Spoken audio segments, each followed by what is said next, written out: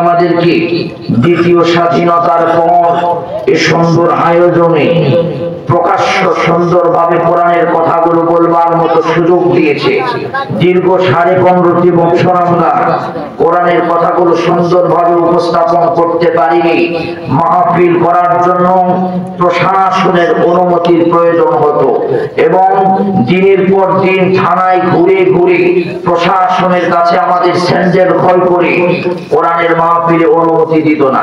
এমনকি বাতিল বেঈমানেরা টাকা খেয়ে মাহফিলের অনুমতি দিত, এমনকি বক্তার মঞ্চ থেকে মাইক কেড়ে নিত। বাতিল বেঈমানেরা আমাদেরকে কথা বলতে দেয়নি। এই স্বাধীনতার সময় যে আল্লাহ পাক আমাদেরকে সুন্দর শক্তি দিয়ে আল্লাহ পাক জালিম মুক্ত করে স্বৈরাচার মুক্ত করে আমাদেরকে কোরআনের বাগানে তাহাজ্জুদের পূর্ব মুহূর্তে আমাদেরকে কবুল করেছেন। আমরা জবান ছেড়ে সকলে একসঙ্গে আওয়াজ তুলে পড়ছি আলহামদুলিল্লাহ। আরো জোরে পড়েন আলহামদুলিল্লাহ।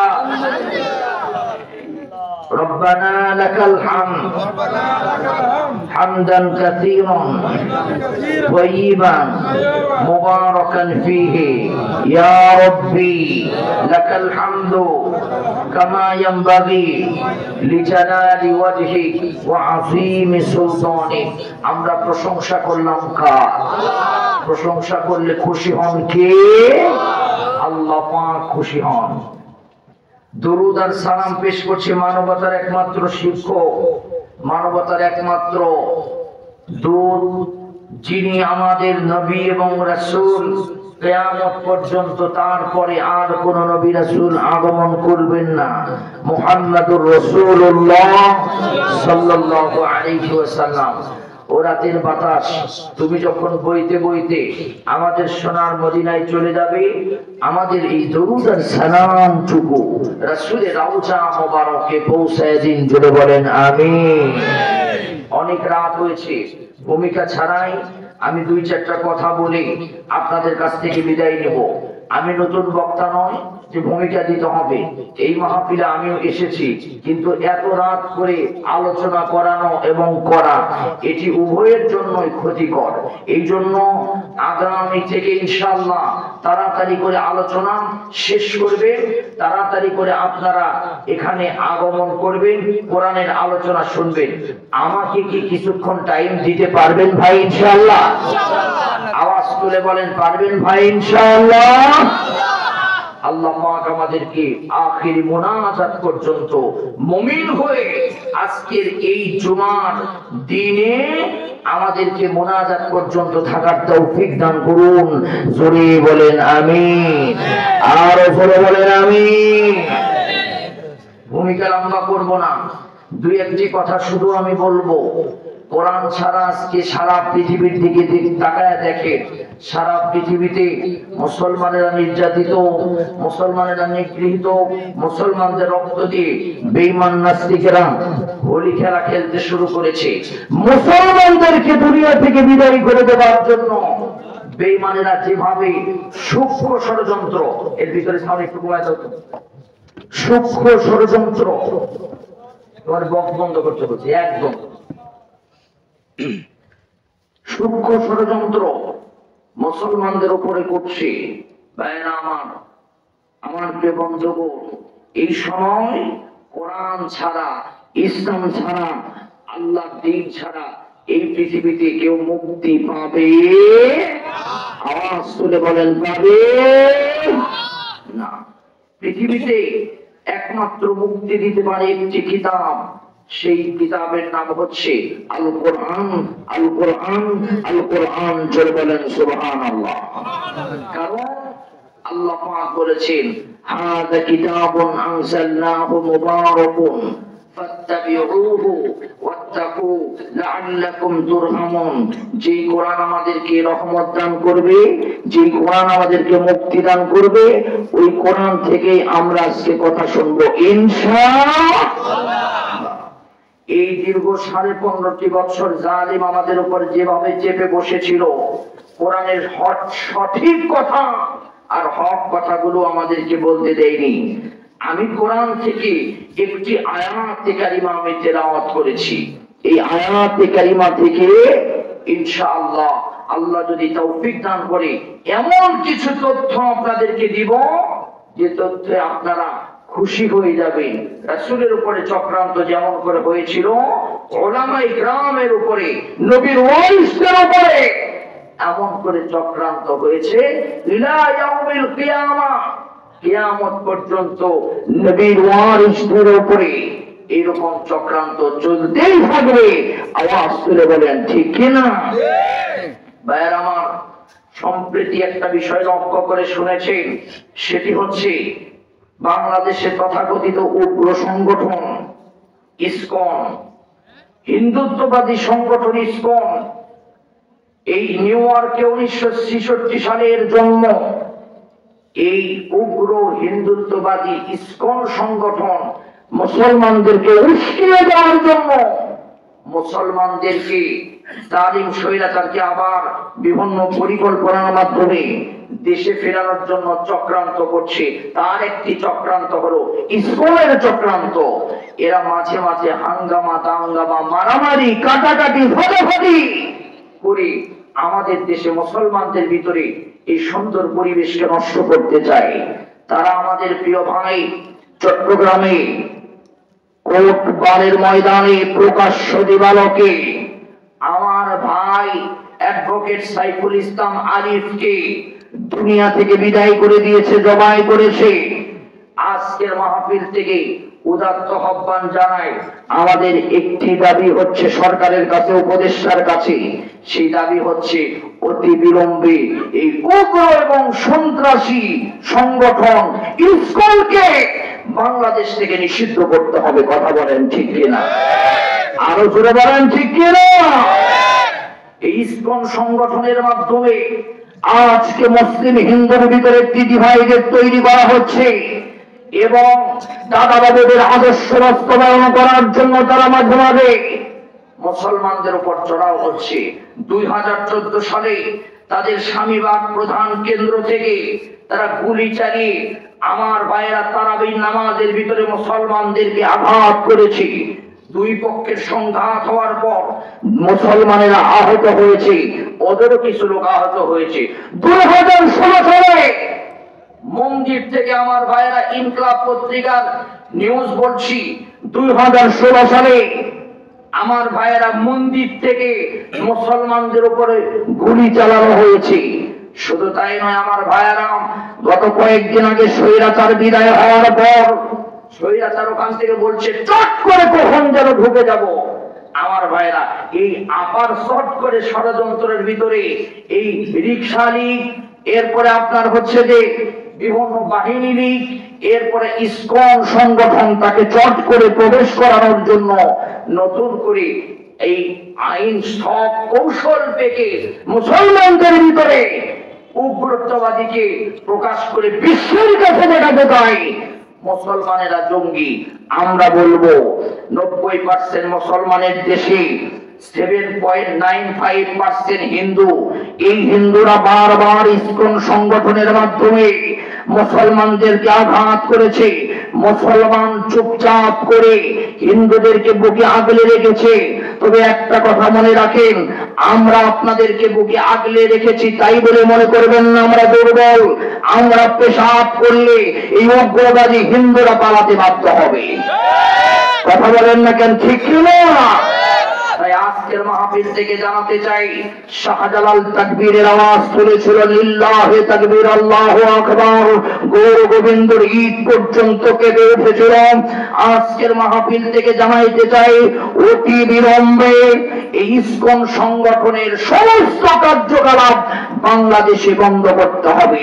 যদি না করা হয়, আমরা বাংলাদেশের মুসলমান বগুড়া থেকে জানাতে চাই মিডিয়ার মাধ্যমে, আমরা বাংলাদেশের মুসলমান টেকনাফ থেকে তেতুলিয়াম, রূপসা থেকে বাদুরিয়াম, উত্তরবঙ্গ থেকে দক্ষিণবঙ্গ, সারা দেশ যেমন 5 আগস্টে বাতিল বেঈমান তাড়ানোর জন্য, স্বৈরাচারকে বিদায় করার জন্য বুকের তাজা রক্ত ঢালিয়ে দিয়ে 1600 ছাত্ররা জীবন দিয়েছে, আর একবার প্রয়োজন হলে এই বাংলাদেশের আম বাম বেঈমান উগ্র হিন্দুত্ববাদী মুশরিকদেরকে বিদায় করবার জন্য, ইসকনকে বন্ধ করবার জন্য আর একবার কারাগারে রক্ত দিতে রাজি আছেন। দুহাত তুলে আল্লাহকে দেখা যায়।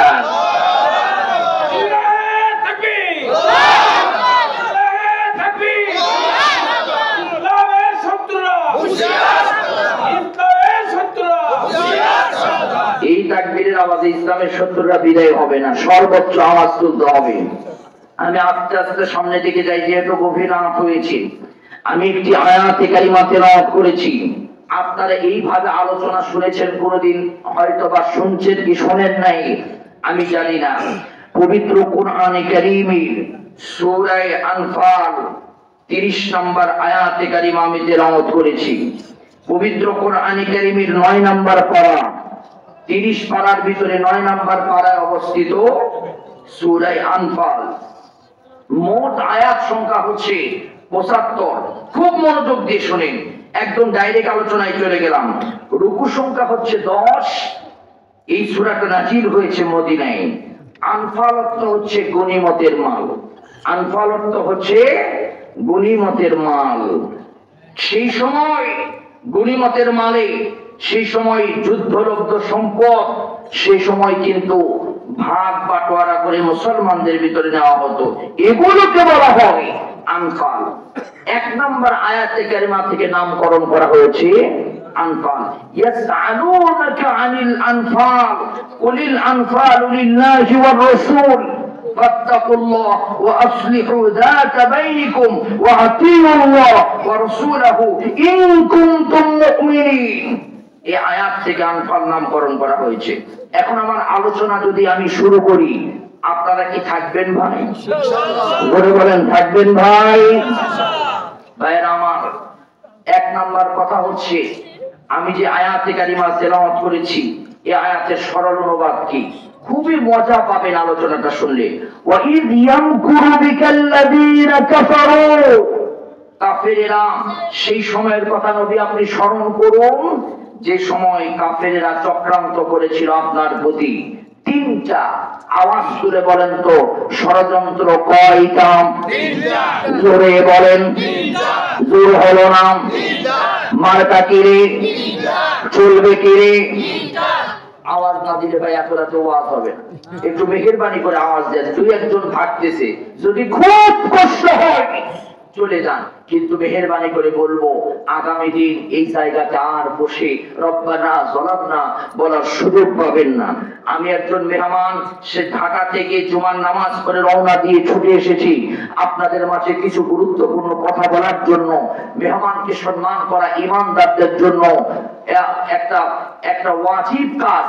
আপনারা মেহমান রেখে চলে যাবেন না। আর কোরআন আপনাদের সামনে আছে, কিয়ামতের দিন এই কোরআন আপনার পক্ষে এবং বিপক্ষে সাক্ষী দিবে। এই জন্য কোরআনকে রেখে এই দিনে কেউ চলে যাবেন না। ওয়া ইয ইয়ামকুরু বিকাল্লাযীনা কাফারু, নবী আপনি স্মরণ করুন, কাফেররা আপনার বিরুদ্ধে 3টা ষড়যন্ত্র করেছিল। 1 নম্বর হলো লিয়ুসবিতুকা, নবী আপনাকে যাবজ্জীবন কারাদণ্ড দিতে চেয়েছিল। নবীকে যাবজ্জীবন কারাদণ্ড দিয়েছিল। শিহাবে আবু তালেবে 3 বছর বিশ্ব নবীকে জেলখানায় বন্দী করেছিল। আজ পৃথিবীতে নবীর উত্তরসূরিদেরকে জেল জরিমানা দিয়ে দীর্ঘ 15 বছর ইসলাম শূন্য করতে চেয়েছিল এই বাংলাকে। আওয়াজ তুলে বলেন ঠিক কিনা? বলেন ঠিক কিনা? 2 নম্বর চক্রান্ত হলো নবী আপনাকে হত্যা করতে চেয়েছিল। নবী আপনাকে দেশ ছাড়া করতে চেয়েছিল। নিশ্চয় আল্লাহ পাক ওদের কৌশলকে নস্যাৎ করে দিয়েছেন, আল্লাহ ওদের উপরে কৌশল করেছেন। ওয়াল্লাহু খায়রুল মাকিরিন, আল্লাহ বলেন আল্লাহ হলো সবচাইতে সুন্দর কৌশলকারী। ভাইয়েরা আমার, এই আয়াতের একটা শানে নজুল আছে। তাফসীর করার মূলনীতি হচ্ছে সাবাবে নজুল। শানে নজুল বলতে হবে, কামিল ক্লাসে একটি বই পড়ানো হয়, নাম হচ্ছে লুবাবুন নুকুল ফি আসবাবিন নুজুল, লিখেছে আল্লামা জালালউদ্দিন সুয়ুতী রাহিমাহুল্লাহ, যিনি 100 বারেরও বেশি নবীকে স্বপ্ন দেখেছেন।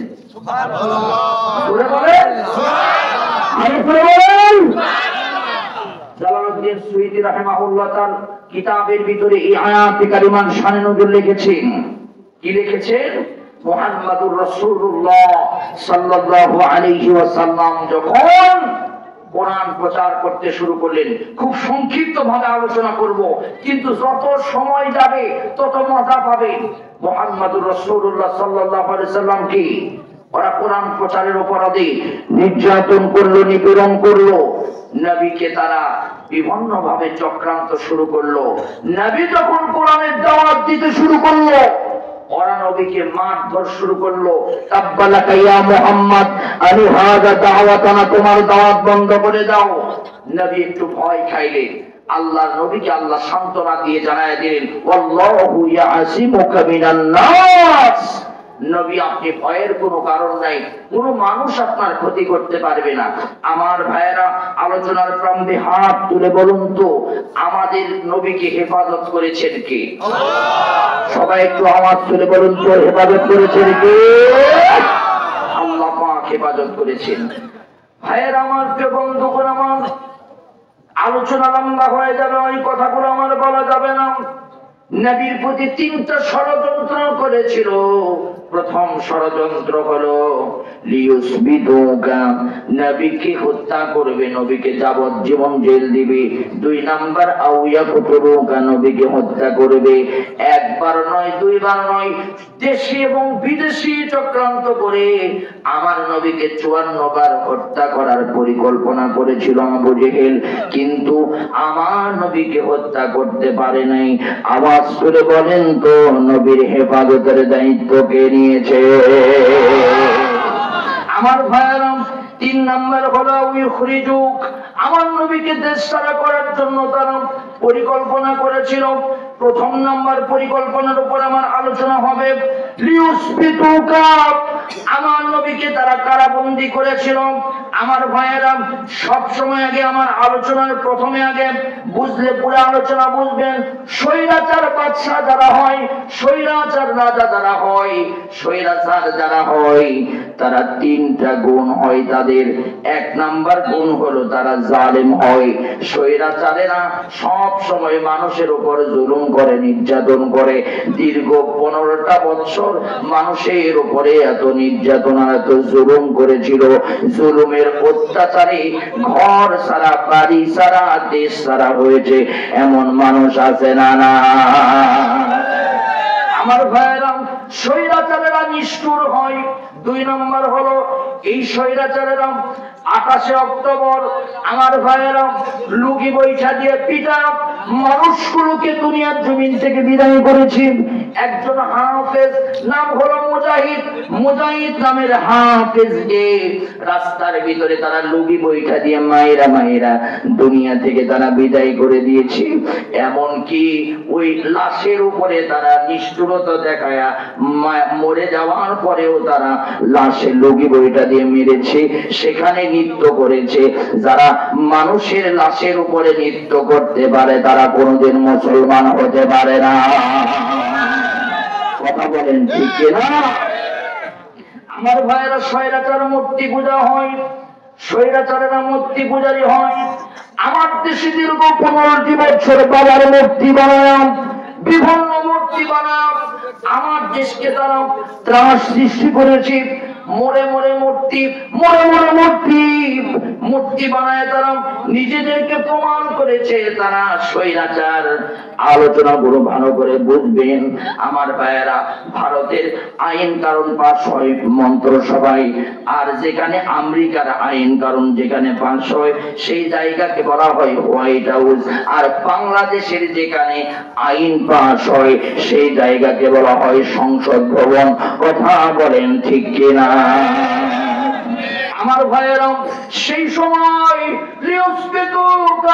নবীকে যাবজ্জীবন কারাদণ্ড দেওয়ার জন্য সেই সময়ের প্রধানমন্ত্রী ছিল আবু জেহেল, আবু লাহাব ছিল ধর্মমন্ত্রী, আমার ভাইয়েরা উমাইয়া ইবনে খালদ ছিল অর্থমন্ত্রী, এরপরে পররাষ্ট্রমন্ত্রী ছিল আবু সুফিয়ান। দারুন নদওয়াতে মোট লোক ছিল, মোট সদস্য ছিল 49 জন। এই 49 জন মিলে বিল পাস করলো। প্রথম বিল পাস করলো খুব ঠান্ডা মাথায় আমার আলোচনা করুক, খুব ঠান্ডা মাথায় আমার আলোচনা করুক, বোঝার চেষ্টা করবেন। প্রথম তারা বিল পাস করলো, 1 নাম্বার বিল হলো ওয়াকালাল্লাযীনা কাফারু লা তাসমাউ লিহাযাল কুরআনি ওয়ালগাউ ফীহি লাআল্লাকুম তাগলিবুন।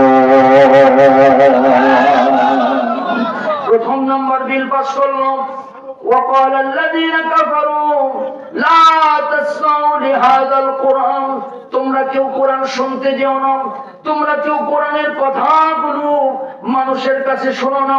ওয়ালগাউ ফীহি, যেখানে কোরআনের কথা হবে সেখানে তোমরা হট্টগোল করবে। তাহলে কোরআনের কথা যেখানে হয় হট্টগোল যারা করে তারা হলো আবু জেহেলের চেলা চামুন্ডা। কথা বলেন না কেন ঠিক কিনা ভাইয়েরা আমার?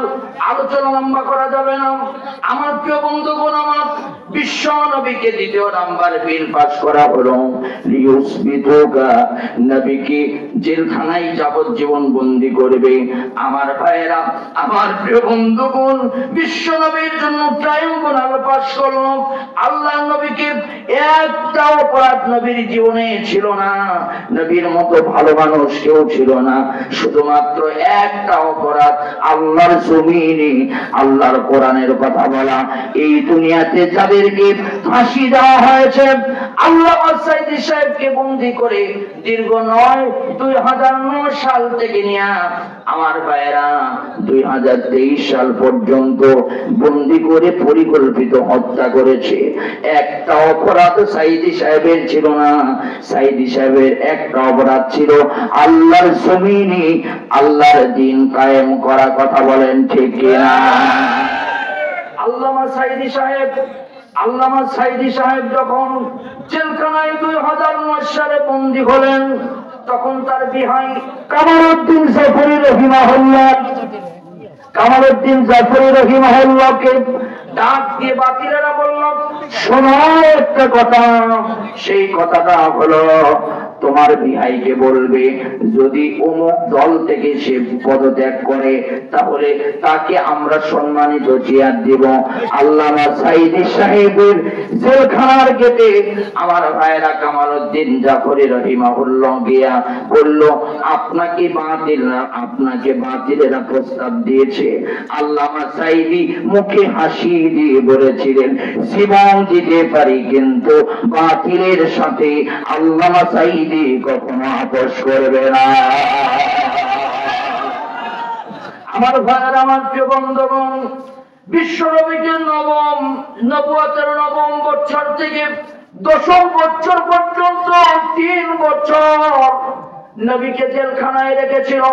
জোরে বলেন কয় বছর? আরো জোরে বলেন কয় বছর? আরো জোরে বলেন কয় বছর? নবীকে 3 বছর জেলখানায় রেখেছিল। আর সেই সময় কেন্দ্রীয় কারাগারের নাম ছিল শিহাবে আবু তালেব। কি কাহিনী হয়েছিল? ওয়ায়ামকুরুনা ওয়ায়ামকুরুল্লাহ ওয়াল্লাহু খায়রুল মাকিরিন।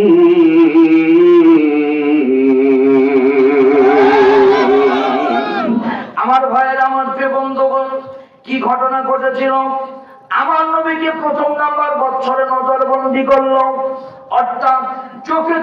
আগে নবী আমার কোথায় যায়, কি খায়, কার সাথে উঠা বসা করে, এই দীর্ঘ 15টি বছর আলেমদেরকে চোখে চোখে রেখেছে।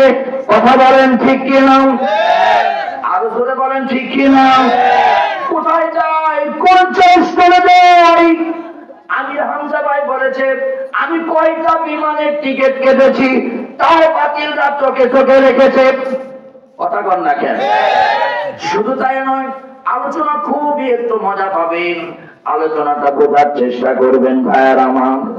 আল্লাহর নবীকে প্রথম নম্বর বছরে নজরবন্দি করলো মক্কার 12টি পয়েন্টের ভিতরে আমার ভাইয়ারা নর্তকী বসায়া দিল। ওই নর্তকী যুবক যুবতী মিলে মুহাম্মাদের নামে খারাপ প্রচার করতে লাগলো আর মুহাম্মাদকে পাগল বলতে লাগলো। ওই মক্কায় যারা হজ করার জন্য আসলো আমার ভাইয়েরা তাদেরকে বললো মুহাম্মদ পাগল, মুহাম্মাদের কাছে যাবে না। মক্কার 12টা পয়েন্টের ভিতরে এরকম করে শুরু হয়ে গেল। আমার ভাইয়েরা তারা চিন্তা করলো কি পাগল, এই পাগলকে দেখার জন্য, এই পাগলকে বন্ধ করার জন্য তারা নর্তকী লাগাই দিয়েছে। আমার নবীকে তারা এক নজর দেখতে গেল। আমার ভাইয়েরা এক নজর দেখতে গিয়া যারা যারা দেখেছিল তারাই হাত দিয়ে নবীর হাতের হাত দিয়ে কালেমা পড়ে মুসলমান হয়ে গেল। ওরা চিন্তা করলো না না আর নজরবন্দি করে হবে না, আর নজরবন্দি করা যাবে না। এবার নবীকে দ্বিতীয় নম্বর বছরে নবী সহ 53 জন ভালো মানুষ, 11 জন মহিলা আর 42 জন পুরুষ আর 2 জন শিশু, এদেরকে নিয়ে আল্লাহ নবীকে নিয়ে শিহাবে আবু তালেবের বাউন্ডারির ভিতরে বন্দী করে রাখলো। খুবই মনোযোগ দিয়ে শুনবেন আমার আলোচনা। কোনদিন আপনারা এইভাবে শুনেছেন কিনা জানি না। আল্লাহর নবীকে যখন এইভাবে বন্দী করে রাখলো, প্রথম বছরে কেটে গেল, দ্বিতীয় বছরে গিয়া নবীকে যারা যারা দেখতে যায় আওয়াজ করে বলেন তো নবীর আত্মীয় স্বজন আছে না? না আমার ভাইয়ের, আমার প্রিয় বন্ধুগণ, যারা যারা দেখতে যাই ওদেরকে জেল গেট থেকে গ্রেফতার করা হয়। জেল গেট থেকে গ্রেফতারের নাম এসেছে আবু জেহেলের পক্ষ থেকে। এই দীর্ঘটি 15টি বছর যারা জেল গেটে দেখতে গিয়েছে ওদেরকে গ্রেফতার করেছে। কথা বলেন ঠিক কিনা? জোরে বলেন ঠিক কিনা? আমার ভাইয়েরা, আমার প্রিয় বন্ধুগণ, আল্লামা সাইদি সাহেবের ছেলে নাম হলো রফিক বিন সাইদি। রফিক বিন সাইদির কোনো অপরাধ ছিল না। রফিক বিন সাইদি মাত্র কোরআনের ফুল হয়ে উঠতেছিল এমন মুহূর্তে রফিক বিন সাইদির বাবার রায়ের জন্য যখন ওই ট্রাইব্যুনালে বসেছিলেন, অপেক্ষা করছিলেন, যখনই আল্লামা সাইদি সাহেবকে যখনই ধর্ষক বলে তারা রায় দিল, রফিক বিন সাইদি তখন বুক ফেটে হার্ট স্ট্রোক করে দুনিয়ার জমিন থেকে বিদায় নিল।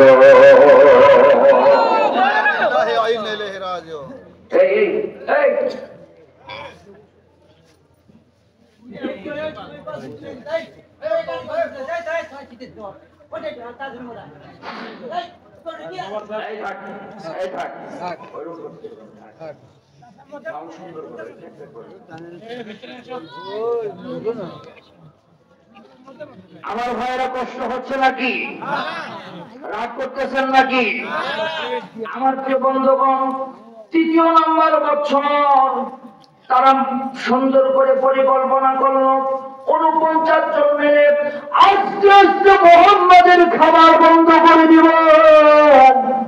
মক্কার 53 জন ভালো মানুষ, এই 53 জনের চাইতে মক্কায় আর কেউ ভালো মানুষ ছিল না। 53 জনকে বন্দী করা হলো, এমনকি খাবার পর্যন্ত বন্ধ করে দেওয়া হলো। নবী না খেয়ে নবীর পেটটা পড়ে গেল। তারা বাবলা গাছের ঝাল তুলে খাবার শুরু করলো। পেশাবের রাস্তা দিয়ে খাবার না পেয়ে পানি শূন্যতার জন্য পেশাবের রাস্তা দিয়ে আমার নবীর রক্ত বের হয়ে গেল, সাহাবীদের রক্ত বের হয়ে গেল। শুধুমাত্র তাই নয়, ওই ছোট্ট বাচ্চারা খাবার না পেয়ে তাদের জিহ্বা পর্যন্ত একদম শুকিয়ে গেল, তারা জিহ্বা বের করে কথা বলতে পারে না। আমার ভাইয়েরা, মহিলাদের দুধ পর্যন্ত শুকিয়ে গেল, ওই বাচ্চারা দুধ খেতে পারে না। সবাই আল্লাহর দিকে তাকায় বলে, রব্বুল আলামিন, তোমার এই জমিনে তোমার খাবার, তোমার পানি আবু জেহেল বন্ধ করে দিল। আল্লাহ, তুমি আমাদেরকে রক্ষা করো। আওয়াজ করে বলেন তো, আল্লাহ রক্ষা করার মালিক একজন, জোরে বলেন তিনি কে? আরো জোরে বলেন তিনি কে? আমার ভাইয়েরাম, কি কাহিনী হলো, আল্লাহ রাব্বুল আলামিন সেই কথাটা সুন্দর করে বর্ণনা করে দিয়েছেন। ওয়ায়ামকুরুনা ওয়ায়ামকুরুল্লাহ ওয়াল্লাহু খায়রুল মাকিরিন।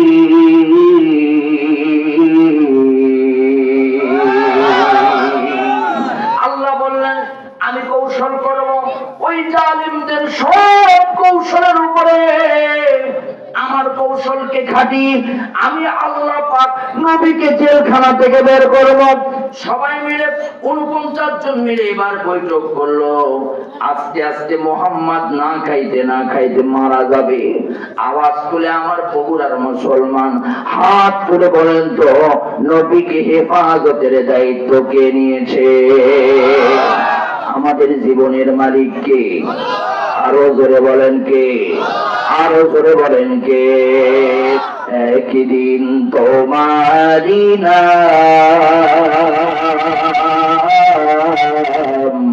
মসজিদে হবে আয়লান।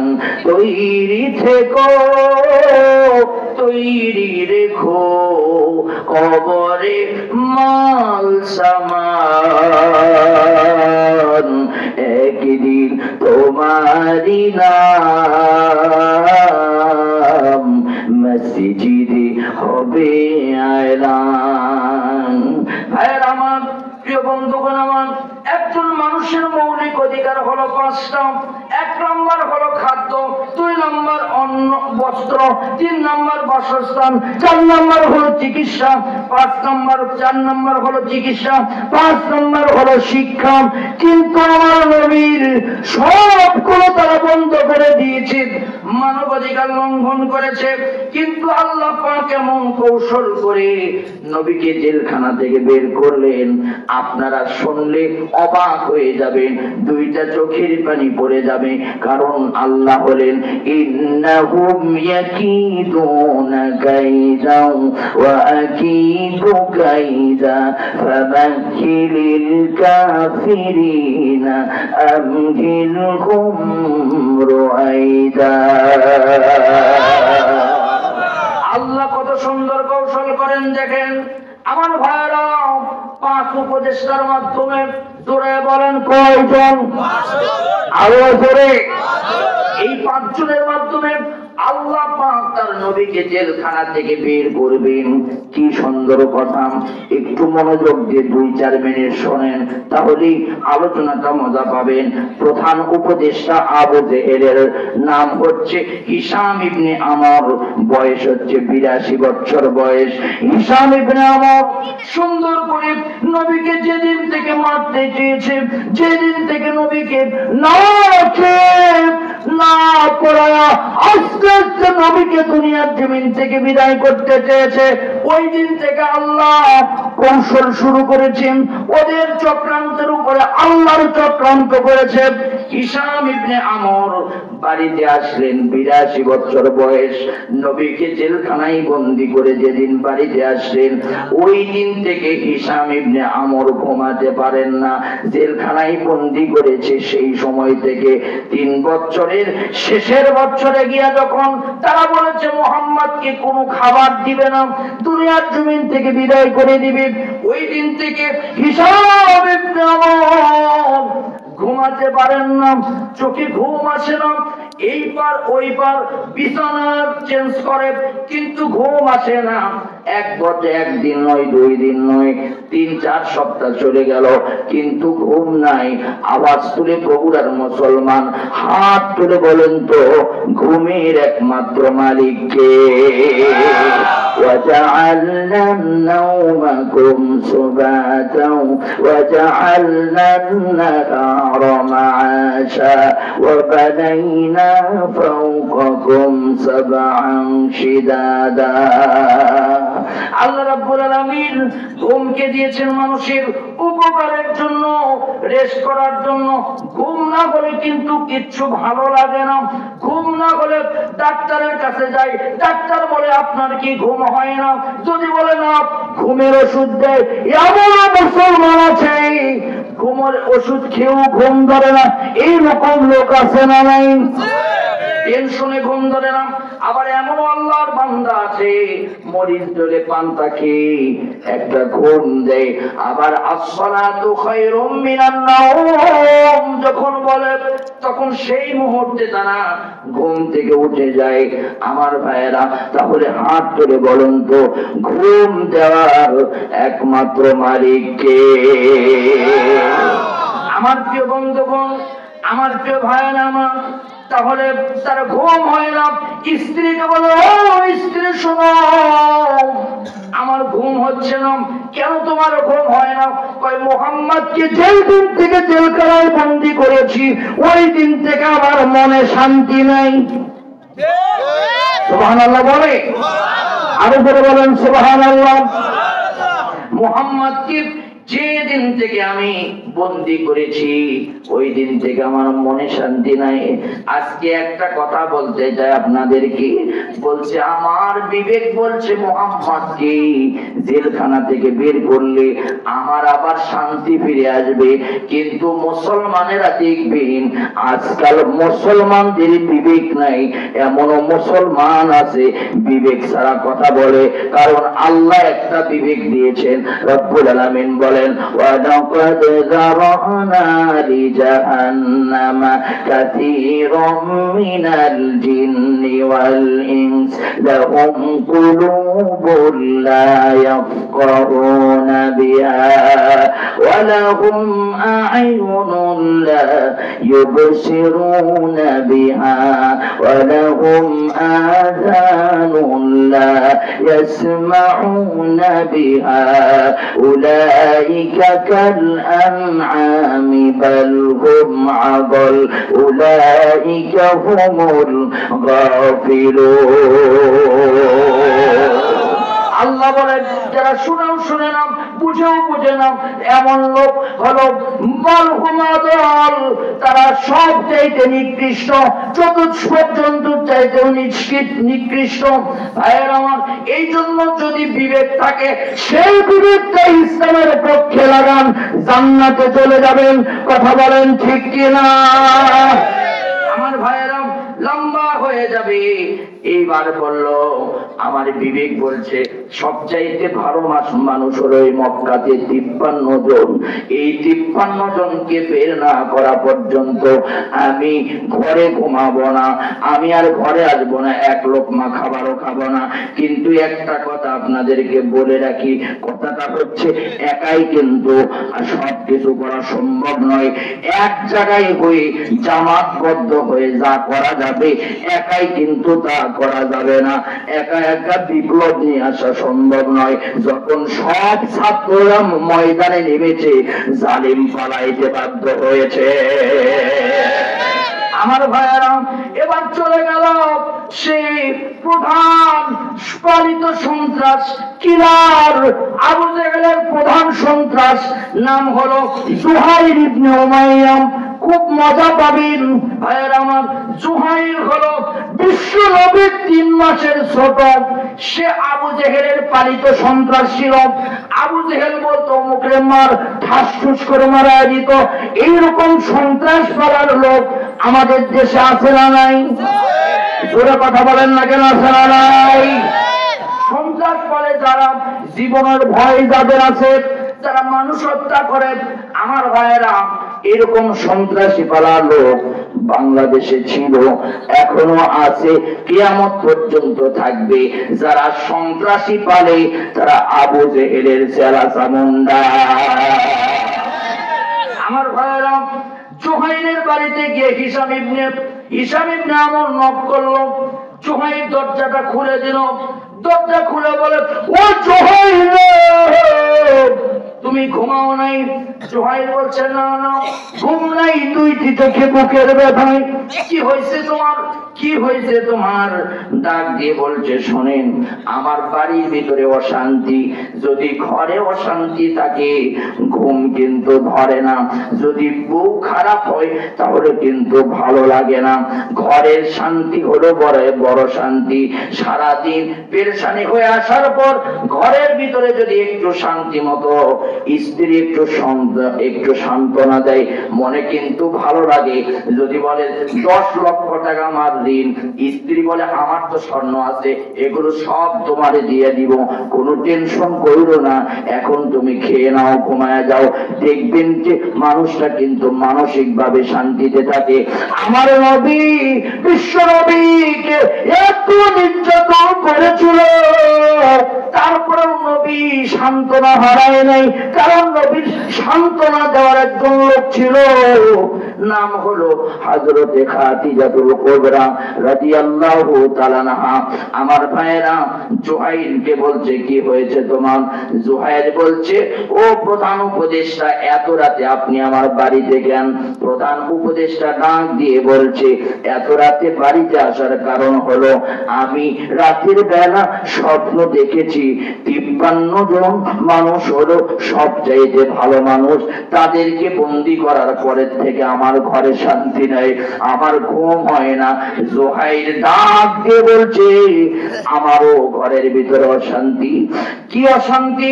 বলছে, আমার মা 72 বছর বয়স, আমার মা দুইটা চোখ 2 বছর হলো অন্ধ। আমার মা কেমন করে যেন জানতে পেরেছে মুহাম্মদকে বন্দী করা হয়েছে। আমার খালার নাম হলো উম্মে আইমান। যখন ছোটকালে নবীর যখন মা দুনিয়া থেকে বিদায় নিয়েছিল, উম্মে আইমানের কাছে আমার নবীকে রেখে গিয়েছিল। আমার নবী 5 জনকে মা বলে ডেকেছে, তার মধ্যে উম্মে আইমান একজন।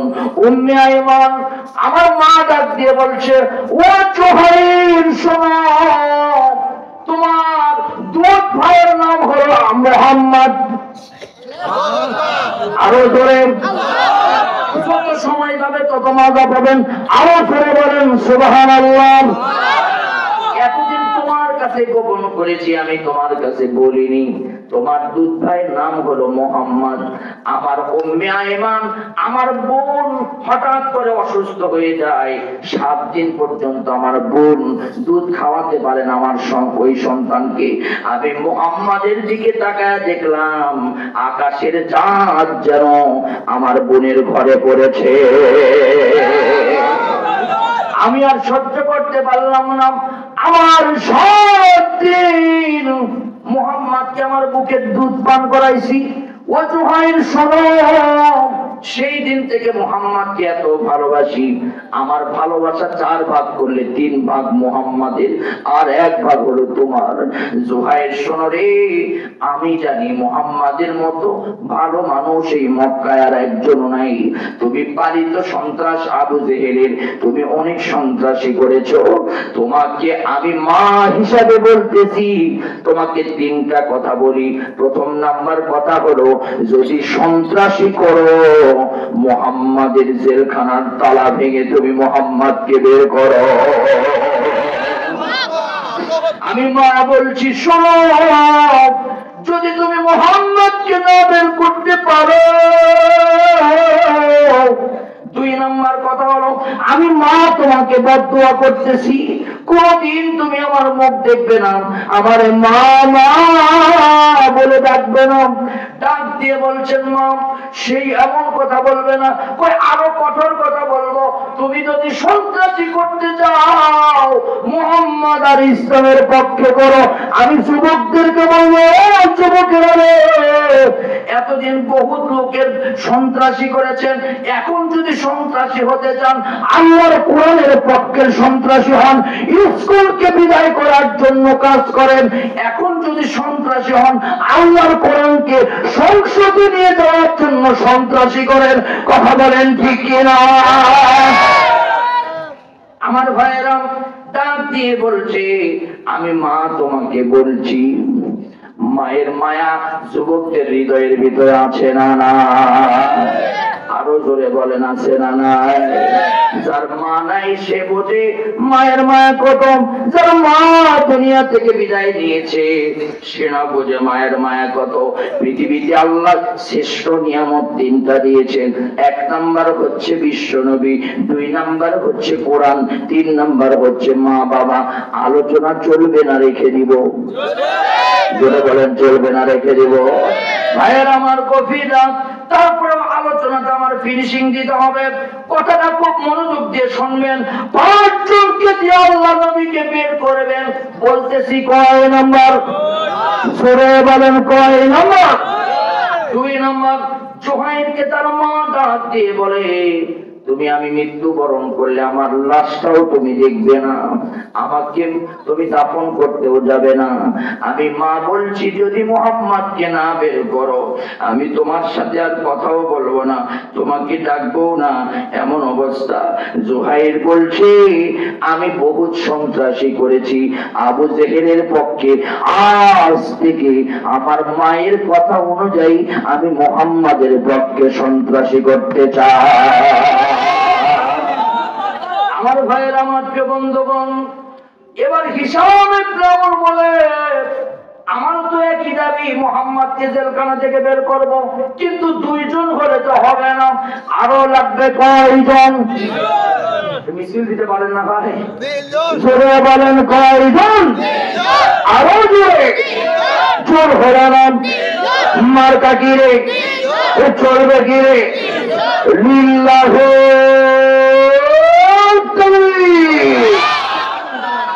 আমার ভাইয়ের, আমার প্রিয় বন্ধুগণ, দুইজন মিলে চলে গেলেন। প্রধান চাঁদাবাজ আবু জেহেলের। আমাদের দেশেও নেতার চাঁদাবাজ আছে না নাই? জোরে কথা বলেন আছে না নাই? বিড়িদের টোল তোলে, ওখানে বসে, ওখানে বসে, সেখানে বসে, বাজার থেকে তোলে, শুধু চাঁদা খায়, একাই খায় না, নেতারে দিয়াও খায়। কথা কন, শুধু নেতারে দিয়া খায় না, ওই ওই ড্রেসওয়ালা, পোশাকওয়ালা, ওই সন্ত্রাসীদেরকে দিয়া খায়। কথা কন না কেন? জোরে বলে। আমার ভাইয়েরা, প্রধান চাঁদাবাজের কাছে গিয়া বললেন, প্রধান চাঁদাবাজের নাম হলো মুতঈম ইবনে আদি ইবনে হাতিম তাই। তার কাছে গিয়া দরজায় নক করলেন। তখন বাজে প্রায় 1টার মতো। নক করছে, দরজা তাড়াতাড়ি করে খুলে দিছে। রাতের বেলা কিন্তু ঘুমালে দরজা এভাবে খোলা যায় না, কিন্তু 1 2 3 টোকাতেই দরজা খুললো। ভাই কি খবর? প্রধান উপদেষ্টা কেমন আছেন আপনি? এত রাতে আমার বাড়িতে কেন? ওই বুকে বড় জ্বালা, মনে আমার চোখে ঘুম নাই। কি হয়েছে? কই তোমার কথা আগে শুনি, তুমি কেন ঘুমাও নাই? ডাক দিয়ে বলছি, আমার বাড়িতে অশান্তি। যারা ইসলামের বিপক্ষে তাদের ঘর বাড়িতে শান্তি থাকে? ওরা বলেন থাকে? আলিম ওলামাকে যারা নির্যাতন করে, নিপীড়ন করে, আলিম ওলামাকে যারা বিনা অপরাধে জেলখানায় ঢুকিয়ে দেয়, তাদের ঘর বাড়িতে কোনোদিন অশান্তি, শান্তি থাকে না। তার সন্তান অসুস্থ না হলে, স্ত্রী অসুস্থ না হলে নিজের ঘুম হয় না, বিভিন্ন অশান্তি। লম্বা করবো না, সংক্ষিপ্ত করে বলবো। আমার ঘরের ভিতরে অশান্তি শুরু হয়ে গিয়েছে। আমার ছোট্ট ছেলে নাম হলো জুবরা ইবনে মুতঈম ইবনে আলী। এই জুবরা মৃত্যুবরণ করতে বসেছে। হ্যাঁ শোনেন, কি বলবো দুঃখের কথা। মুহাম্মদকে যেদিন জেলখানায় দিবেন তার 15 দিন আগে মুহাম্মদ আমার বাড়িতে এসেছিল। কয়দিন আগে? আরো করে বলেন কয়দিন আগে? আমার বাচ্চার বয়স সেদিন 15 দিন। আমার এই বাচ্চাকে আমার মুহাম্মদ কোলে তুলে নিল। মুহাম্মদ কোলে নেওয়ার পর মুখ থেকে একটু লালা বের করে ওই সন্তানের মুখে দিল। ইসলামে একে বলা হয় তাহানিক। তাহানিক করা সুন্নাহ। আমার নবী বলেছেন যে সন্তানকে আলিম ওলামার সাথে তাহানিক করবে ওই সন্তান কোনদিন মত করে হবে না। কিন্তু বাংলাদেশে সন্তান হওয়ার পর আজানি হয় না, আবার তাহানি। কথা কন না কেন? আমার ভাইরা বলছে মুহাম্মদ যেদিন থেকে আমার সন্তানের মুখে লালা লাগায় দিছে ওই দিন থেকে আমার সন্তান বরকতের দরজা খুলে গিয়েছে। আমার সন্তান 5.5 মাস বয়সে 5.5 মাস বয়সে আমার সন্তান কথা বলা শিখছে। আরো বলে সাধারণত সন্তানেরা 2 বছর বয়সে কথা বলে। আমার এই সন্তান সেই দিন থেকে এত মেধাবী হয়েছে। আমার এই সন্তান এলাকার কারো যদি অসুস্থ হয় আর সে পানি যদি ফু মাইরা দেয়, এই সন্তানের ফু দেওয়া পানি খাইয়া ওই মানুষটা সুস্থ হয়ে যায়। আমার এই সন্তান এত দামি, কোন মানুষ যদি তার সামনে আসে আর সে যদি অসুস্থ হয় শুধু মুখের ফু দেয় ওই লোকটা ভালো হয়ে যায়। আরো বলে বলেন সুবহানাল্লাহ। শুধু তাই নয়, আমার এই সন্তান যা ভবিষ্যৎবাণী করে তা প্রতিফলন হয়। আমার এই সন্তানটা রাতের বেলা যা যা বলে সবগুলো বাস্তব হয়, স্বপ্নে যা দেখে বাস্তব হয়। আমার এই সন্তানটা আজ গতকালকে রাতের বেলা স্বপ্ন দেখেছে, বলছে বাবা তুমি তো আবু জেহেলের প্রধান চাঁদাবাজ, তুমি নাকি মুহাম্মদকে বন্দী করছো। তুমি প্রধান চাঁদাবাজ হয়ে কি করবে? তুমি যদি পারো এই মুহূর্তে মুহাম্মদকে ছেড়ে নিয়ে আসো। যদি না ছেড়ে নিয়ে আসো, আমি রাতের বেলা স্বপ্ন দেখেছি আমি 2-1 দিনের ভিতরে দুনিয়া থেকে বিদায় নিয়ে চলে যাব। আমার স্ত্রী আমার সাথে কথা বলে না। চিন্তা করছি হাই রে হাই রে হাই, কি হবে? আমার সন্তান যদি মারা যায় এই মতিমের কাছে থেকে আমার কি লাভ? আমি সন্তানকে করে নিয়ে আমার স্ত্রী বলেছে আমি আমার বাপের বাড়ি চলে গেলাম, তুমি তোমায় একা একাই থাকো। যদি প্রধান চাঁদাবাজ বহুত চাঁদাবাজি করেছ, যদি সন্তানকে বাঁচাইতে চাও মুহাম্মদকে জেলখানা থেকে বের করে নিয়ে আসো। মাকারু মাকারুল্লাহ আল্লাহু খায়রুল মাকিরিন। আল্লাহ পাক বলেন আমি আল্লাহ কৌশল করি, আমার ঘরের ভিতরে শান্তি নাই। আমি আর আবু জেহেলের প্রধান চাঁদাবাজ হতে চাই না। আমি মুহাম্মদকে যে কোনো মূল্যে জেলখানা থেকে বের করতেই চাই। লোক হইল কয়জন? আরো জোরে, জোর হলো না। ও শেষ না চলবে? আর আছে কয়জন? জোরে বলেন, আরো জোরে। আমার প্রিয় বন্ধুগণ, আমার প্রিয় ভাইয়েরা, আমার এবার 3 জন মিলে চলে গেলেন আর একজনের কাছে। তার নাম হলো বক্তার ইবনে হিশাম, প্রধান বডিগার্ড, আবু জেহেলের প্রধান বডিগার্ড এবং ভগ্নিপতি। আবু জেহেলের ভগ্নিপতি প্রধান বডিগার্ড। বডিগার্ডের মর্যাদা আছে না নাই? আরো ধরে বলেন আছে না নাই? আমার ভাইয়েরা বডিগার্ডের কাছে গিয়া দরজায় নক করেছে। বডিগার্ড এইবার একটা মজা পাবেন, আমরা কেন মুসলমান হয়েছি আর আল্লাহর কোরআনের দাম আছে না নাই এবার বুঝতে পারবেন। ভাইয়েরা আমার বডিগার্ডের দরজায় গিয়ে নক করলো, টক টক। বডিগার্ড দরজা খুলে দিল। কই কি হয়েছে? কই ঘুম নাই, 2টি চোখে বুকের ব্যথায়। আল্লাহ ঘুম কাড়িয়ে নিয়েছেন। ডাক দিয়ে বলছেন কি হয়েছে তোমার? কই আমি খুব অসুস্থ, এখন সুস্থ হয়েছি। কই কেন অসুস্থ? বলে এত বড় অসুস্থ। সেই সময় কিন্তু বড় বড় ক্লিনিক ছিল না, সেই সময় হাসপাতাল ছিল না, সেই সময় ছিল হেকিমি চিকিৎসা, এই মক্কার বড় বড় হেকিমের কাছে আমি গেলাম, আবু জেহেল আমাকে টাকা দিল, আমি গিয়া হেকিমদেরকে দেখালাম। আমার চিকিৎসা দেখানোর পর হেকিমরা বলছে কয়েকদিনের ভিতরে মৃত্যুবরণ করবে, তোমাকে বাঁচানো সম্ভব নয়। আমার মনটা বড় খারাপ হয়ে গেল, আর আমি বডিগার্ডগিরি করব না। যদি দুনিয়াতে না বাঁচায় থাকি বডিগার্ড করে কি লাভ? আমি আর আবু জেহেলের দরবারে যাব না। মনটা বড় খারাপ। আমি রাতের বেলা যখন কান্নাকাটি করতেছিলাম, আমার জনম দক্ষিণী মা, পৃথিবীতে সন্তানের যদি কষ্ট হয় দুনিয়ার কেউ অনুভব করুক আর না করুক, মা কিন্তু করে। আমার ভাইয়েরা, বিদেশে যদি সন্তান কষ্ট পায় মা কিন্তু দেশ থেকে ছটফট করে। আল্লাহ পাক মায়ের নবীর সঙ্গে সন্তানের নবীর একদম কানেকশন দিয়েছেন। আর মা যদি কষ্ট পায় সন্তানের মনের ভিতরে কিন্তু কেমন যেন করে। এই জন্য আল্লাহ পাক দোয়া শিখায় দিয়েছেন, ওকুর রব্বির হামহুমা কামা রব্বায়ানি সগীরা। আমার ভাইরা, আমার প্রিয় বন্ধুগণ, ডাক দিয়ে বলছি, আমার মা আমার ঘরে আসলো, সবার মন খারাপ, আমার স্ত্রীরও মন খারাপ। বউ কিন্তু স্বার্থের পাগল, কিন্তু মা কিন্তু স্বার্থের পাগল নয়।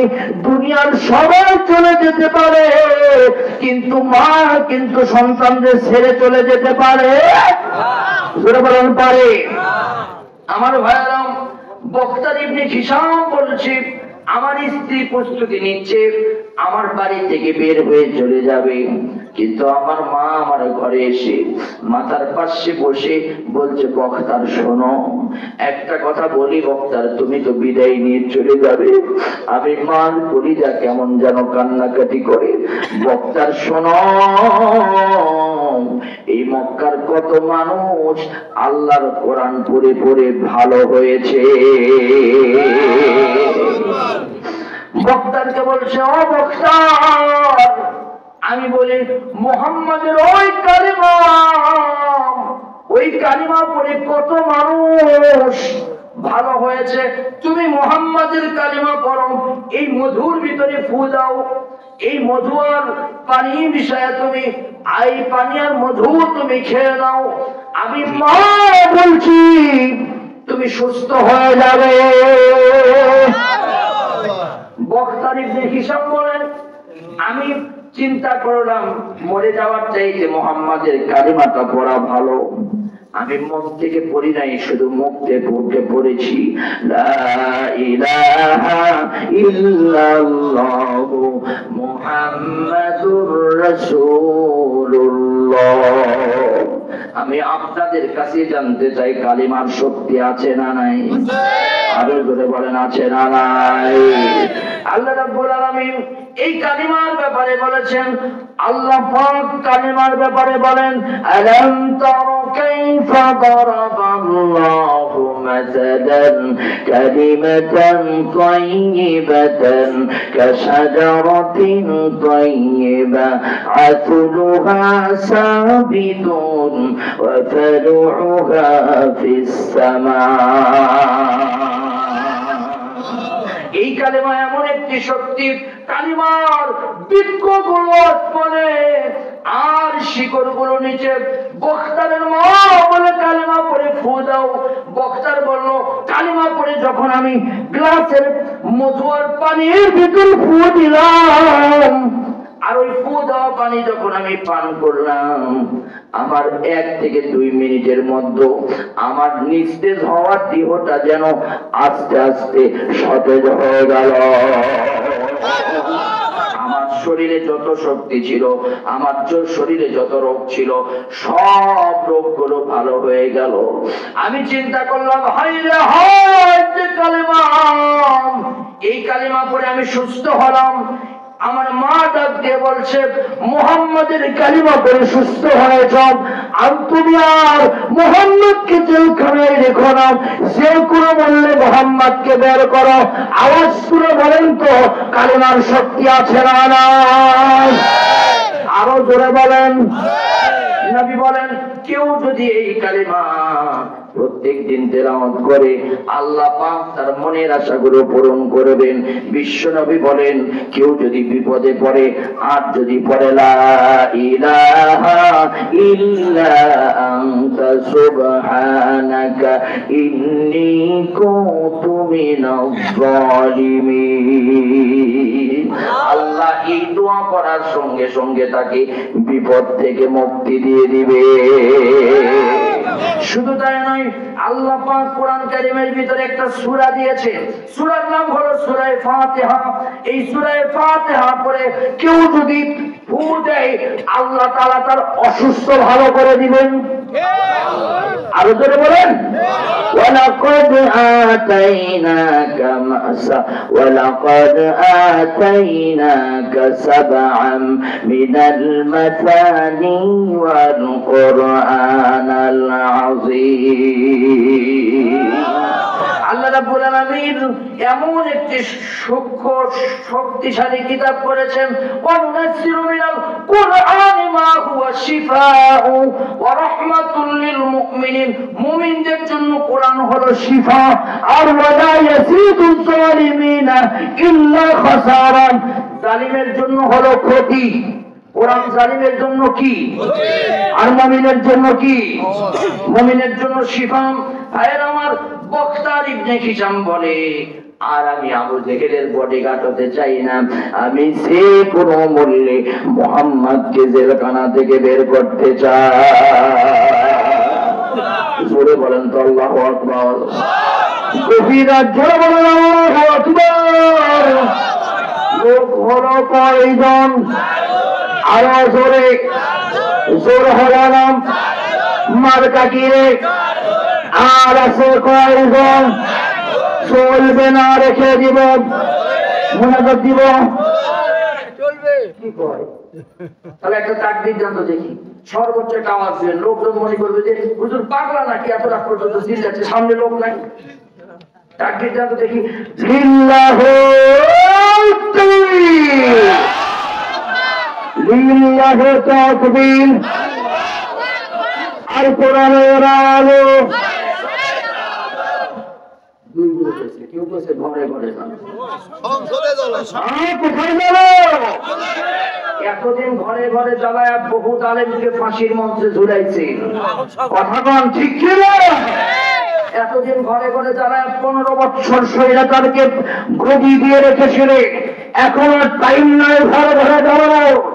বুবুর শাসন দেখেছি, ভাবির শাসন দেখেছি, আমার ভাইয়ারা চাচার শাসন দেখেছি, স্বৈরাচারের শাসন দেখেছি, ফখরুদ্দিনের শাসন দেখেছি, মঈনুদ্দিনের শাসন দেখেছি। আগামী পার্লামেন্ট কোরআনের পার্লামেন্ট দেখতে চাই। কোরআন দিয়ে চললে এদেশ কেমন হয় আমরা দেখতে চাই ইনশাআল্লাহ। তাহলে হাত টান টান করে তুলেন তো দেখি, এরকম টান টান করে তুলেন তো দেখি, সর্বত্র তাকবীর দেন তো দেখি, লিল্লাহু তাকবীর, লিল্লাহু তাকবীর। আল কোরআনের আলো সংসদে আলো, লিল্লাহু তাকবীর। এবার মনে হচ্ছে জানা কিছু একটা 2-4 জন আছে। লোক হলো কয়জন? আরো জোরে বলেন কয়জন? বাকি আছে কয়জন? রাসূল জেলখানা থেকে বের হবে না থাকবে? কারা কারা রাসূলকে জেলখানা থেকে বের করতে চান না হাত তোলেন।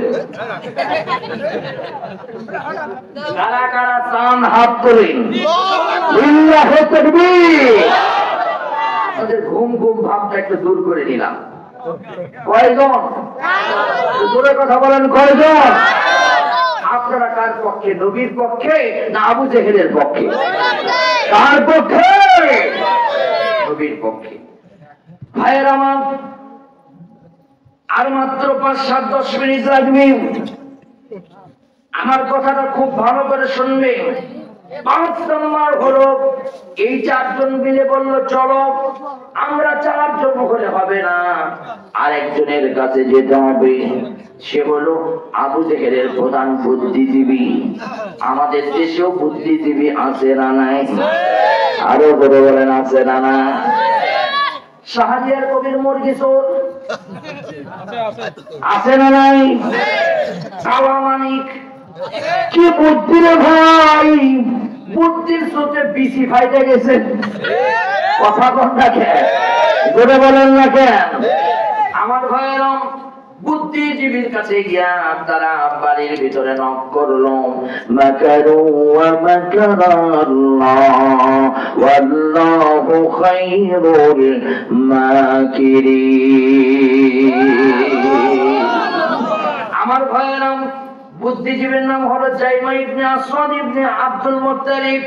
তার বাড়িতে গেল ঠান্ডা মাথার বুদ্ধিজীবী, সে মাথা গরম করে না। আমাদের দেশে আমাদের গ্রামে কিছু ঠান্ডা মাথার বুদ্ধিজীবী আছে, শেষ রাতে মার দেয় আছে না নাই? আছে না নাই? আস্তে করে খালি কয় হ্যালো, মিটিং চলে, কাম শেষ, এখন হ্যালো করো, তোমার বুবু কোথায়, এখন হ্যালো করো। এখন সময় এসেছে আল্লামা সাঈদী সাহেবকে যারা হত্যা করেছে তাদের বিচার করার সময় এসেছে। কথা বলেন, আওয়াজ করে বলেন ঠিক কিনা? এখন সময় এসেছে যারা মিথ্যা মামলা দিয়ে ঘর ছাড়া করেছে তাদেরকে সাইজ করার সময় এসেছে। অতি বিলম্বে যারা আল্লামা সাঈদী সাহেবকে হত্যা করেছে তাদের বিচার হতে হবে এই বাংলার মাটিতে। কথা বলেন ঠিক কিনা? ভাইয়েরা আমার, প্রিয় বন্ধুগণ আমার, 4 জন তার বাড়িতে গেল, বাড়ির ভিতরে নক করলো, দরজা খুলে দেখে কান্নাকাটি আওয়াজ। কান্নাকাটি ভালো না খারাপ? খারাপ, কিন্তু আল্লাহ পাক যে বলেছেন ফালিয়াযহাকু ক্বালিলা ওয়া ইয়াবকু কাসীরা। অল্প হাসো, বেশি কাঁদো। যখন বেশি কাঁদবে হৃদয়টা তোমার তাজা হবে, আর বেশি হাসলে তোমার হৃদয় মরে যাবে। বেশি হাসা মুনাফিকের লক্ষণ, আর বেশি কাঁদা হলো ঈমানদারের লক্ষণ। কিন্তু সব কাঁদা কিন্তু একরকম নয়। চোর যখন কাঁদে তখন কি আল্লাহর ভয়ে কাঁদে নাকি? চোর খালি ছেড়ে দেওয়ার জন্য কাঁদে। বাড়ি থেকে কান্নার আওয়াজ আসে, ডাক দিয়ে বলল কান্নাকাটি কিসের? বললেন না গো ভাই, খুব অশান্তিতে আছি। আল্লাহর কোরআন প্রেমিকদেরকে বন্দি করে কেউ কোনোদিন শান্তিতে থাকতে পারে? আরো ধরে বলেন পারে? আপনারা মিলায় দেখবেন আমার কথাগুলো। আমার ভাইয়েরা ডাক দিয়ে বলছে কি হয়েছে তোমার বাড়িতে? আমার স্ত্রী স্বপ্নে দেখেছে।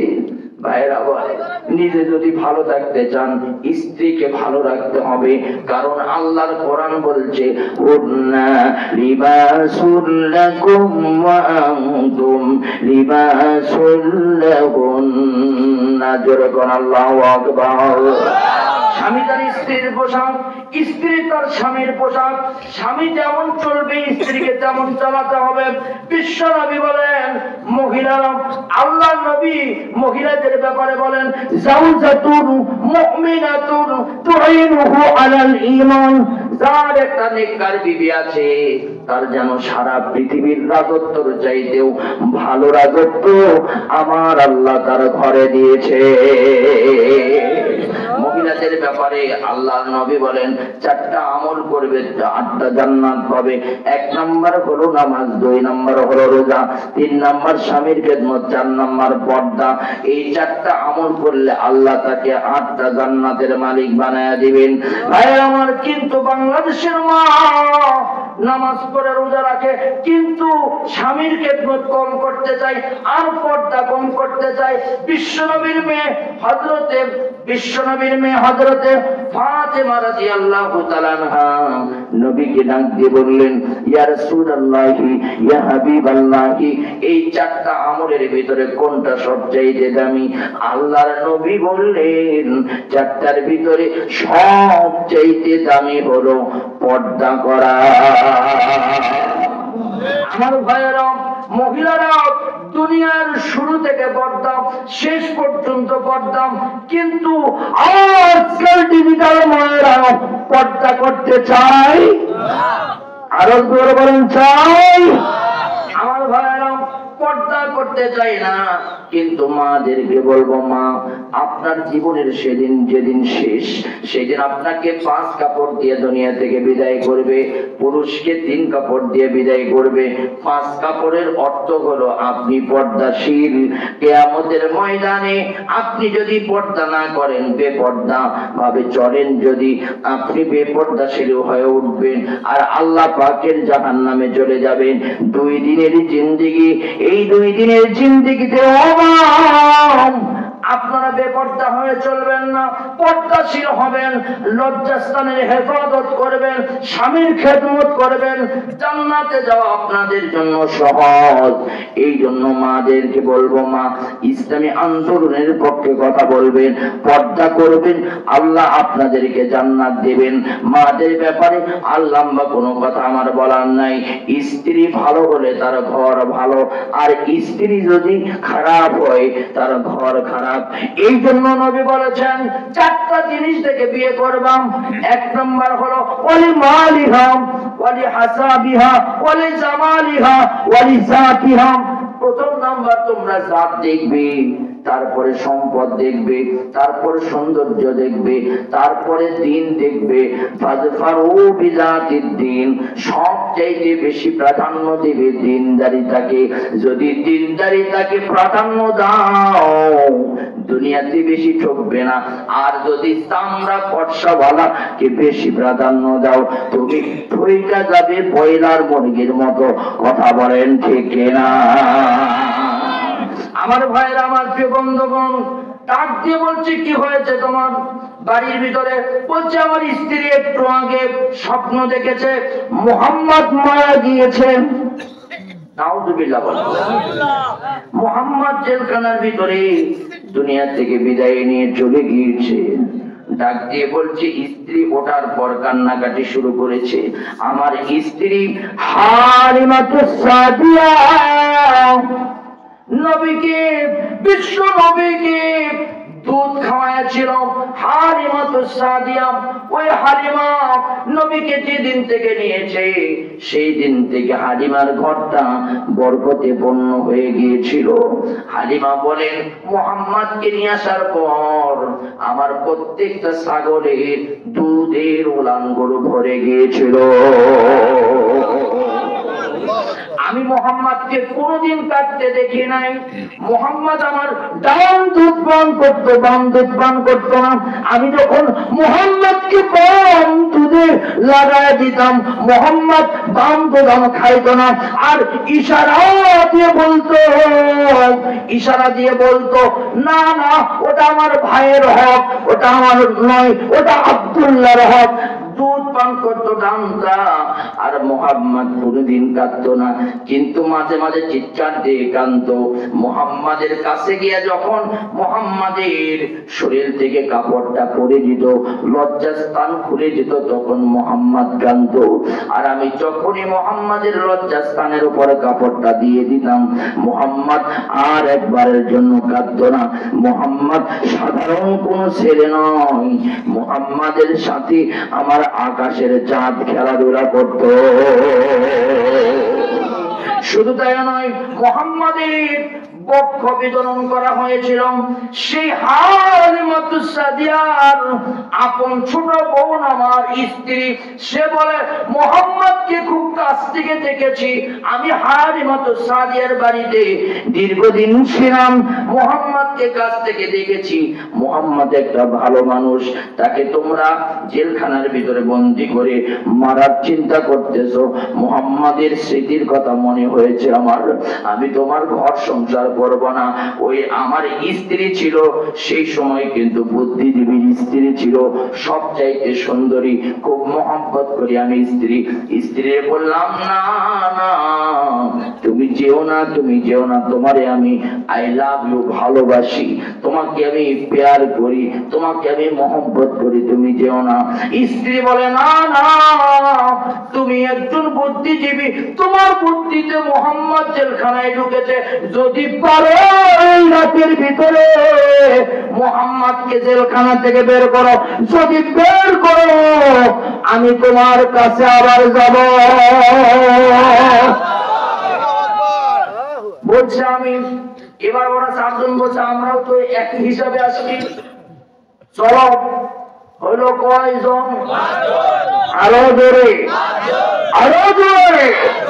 মাকারু ওয়া মাকারাল্লাহ ওয়াল্লাহু খায়রুল মাকিরিন।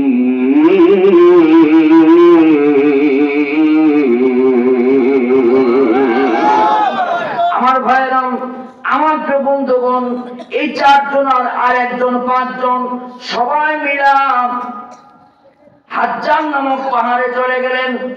এবার প্রধান উপদেষ্টা হাত দিলেন, হাত দেওয়ার পর চারজন একসাথে হাত দিলেন, হাত দেওয়ার পর পাঁচজন মিলে শপথ করলেন মুহাম্মদকে না বের করা পর্যন্ত আমরা বাড়িতে যাব না। আমার ভাইয়েরা, এই পাঁচজন মিলে আবু জেহেলের কাছে গেল। ফিনিশিং কথা এবার শোনেন। আবু জেহেলের বাড়িতে গিয়ে নক করলো। আবু জেহেল বলল কে? সে তো বাড়ির দরজা খুলে দিবে না, কারণ তার ভয় আছে। আমার ভাইয়েরা বলছে আমরা প্রধান উপদেষ্টা সহ পাঁচজন, মনে করছে গোপন কোনো মিটিং করার জন্য আসছে। দরজা খুলে দিল।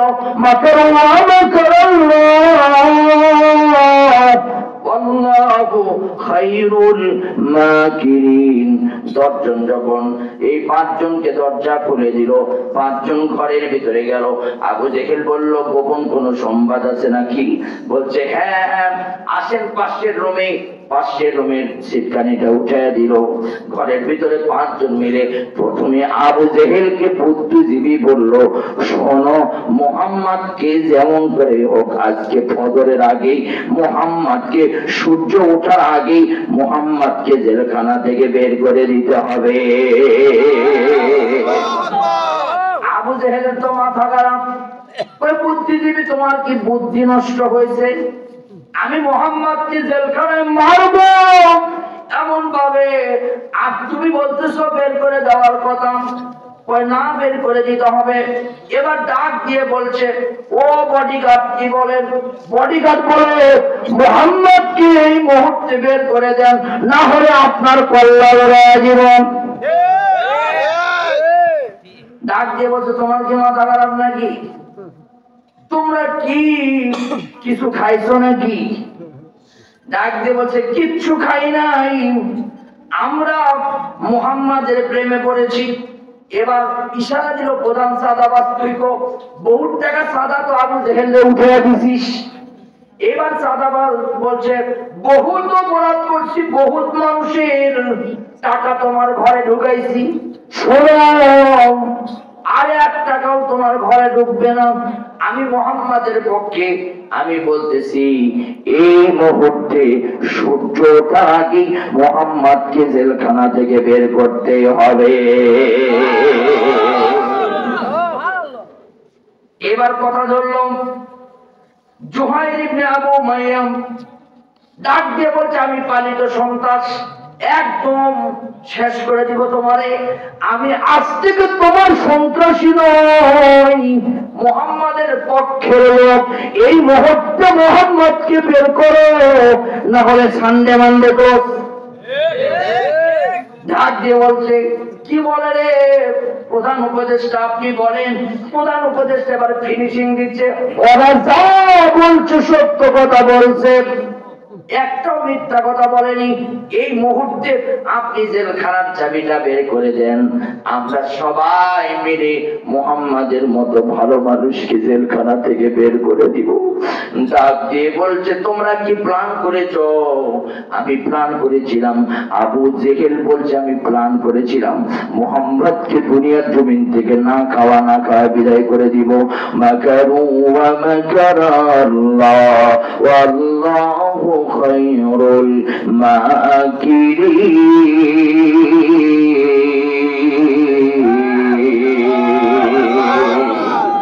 ডাক দিয়ে বলছে, এই মুহূর্তে জেলখানার চাবি দাও।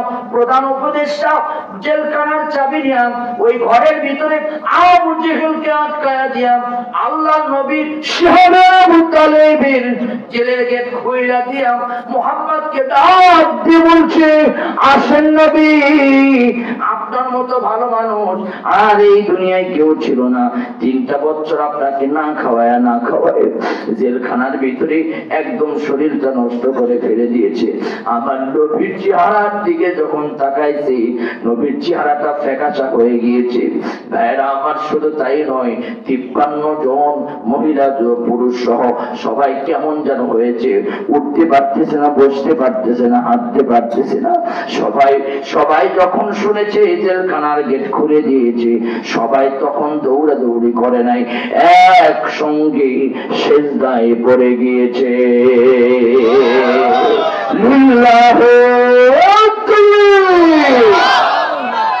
আমার ভাইয়েরা, জেলখানা থেকে বের হওয়ার সময় এই 5 জন বলছে, ও নবী গো, আমরা মাফ চাই আপনার কাছে।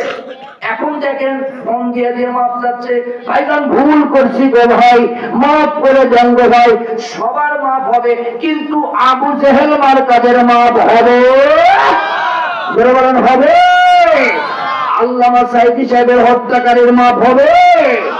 যারা বিনা অপরাধে আলেমদেরকে বন্দী করেছ, মাহফিল গুলো ভণ্ডুল করে দিয়েছ, সবগুলোর মাফ হলেও তোমাদের মাফ হবে না। আল্লাহ পাক সেই মুহূর্তে নবীকে স্মরণ করে জানায় দিয়েছেন, নবী গো, কিভাবে আপনাকে জেল থেকে বের করে দিলাম, স্মরণ করুন। ওয়া ইদিয়ামকুরু বিকাল্লাযীনা কাফারু লিয়ুসবিতুকা আও ইয়াকতুলুকা আও يخرجوك ويمكرون ويمكر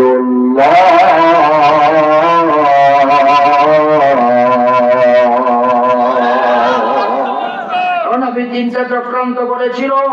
এই সকল চক্রান্ত থেকে আমি আপনাকে হেফাজত করলাম। আওয়াজ তুলে বলেন তো, সে আল্লাহ এখনো আছে না নাই? আরো তুলে বলেন, আছে না নাই? এই মুহূর্তে তিনি আমাদের মুনাজাত শুনবেন, তিনি কে? আরো জোরে বলেন, কে? কারা কারা মুনাজাত না করে বিদায় নেবেন? কারা কারা করে বিদায় নেবেন? হাত তোলেন। এই মুহূর্তে মুনাজাত হবে। আমার ভাইয়েরা, কে হাত তোলে না দেখেন তো দেখি? কে হাত তোলে না দেখেন তো দেখি? আলিল্লাহি তাকবীর। আলহামদুলিল্লাহ। তাহলে আল্লাহর সাথে কেউ যদি পাল্লা দেয়, তার কল্লা থাকবে না। আল্লাহ পাক বলেন, বান্দা শোনো, আমি আল্লাহ এমন আল্লাহ, ইচ্ছা যা করি তাই করতে পারি। কুলিল্লাহুম্মা মালিকাল মুলকি তুতিল মুলকা মান তাশা। ইচ্ছা হলে আমি রাজত্ব দেই, ইচ্ছা না হলে আমি তার কাছ থেকে কারিয়ে নেই। তাহলে সব সময় আওয়াজ দিয়ে বলেন তো, সে আল্লাহর পথে থাকার দরকার আছে না নাই? জোরে বলেন, আছে না নাই? জীবন সম্পদ দিয়া আল্লাহর পথে থাকতে হবে। আল্লাহ তৌফিক দান করুন, বলেন আমিন। আরো জোরে বলেন আমিন। এই দক্ষিণ পাড়া বাইতুন নূর জামে মসজিদের উন্নয়ন কল্পে 12তম অধিবেশন তাফসীরুল কোরআন মাহফিল। আজকের মাহফিল থেকে সূরা আনফালের 30 নম্বর আয়াতে কারিমা আলোচনা করে তোমার দরবারে হাত তুলেছি। দয়া করে মেহেরবানি করে আমাদের আল্লাহ আমাদের হাতগুলো কবুল করে নাও। আসমানের বালা আসমানে উঠা নাও, জমিনের বালা জমিনের ভিতরে দাবায় দাও।